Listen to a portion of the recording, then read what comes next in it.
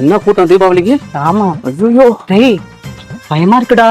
ஏமா? எனக்கு 1000 ரூபாய் புடவை எடுத்துட்டா அவளுக்கு 300 ரூபாய் புடவை எடுத்துருக்கா. ஏதாவது சொல்ல போறாடா? நீ ஏமா பயப்படுற?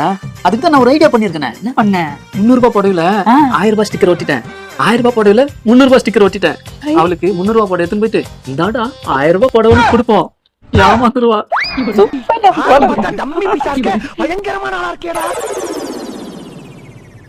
ஒரே வெயிலுமா. என்னத்த தண்ணி குடிங்க. இல்ல இருக்கட்டப்பா, உன்னைய கூப்பிட்ட நீ வரவே இல்ல.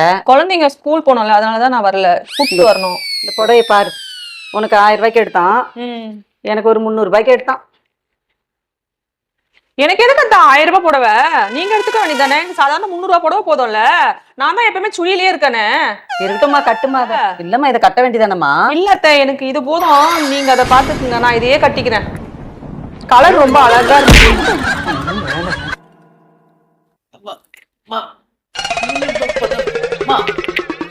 கடவுளே, உன்னை வச்சு என்ன பண்றது?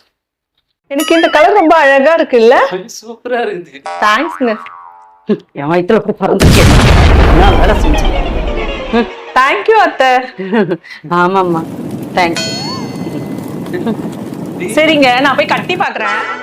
சாரிம்மா. மக்களே, ஹாப்பி தீபாவளி. ஆனா ஒரே ஒரு விஷயம் மட்டும் சொல்றேன்.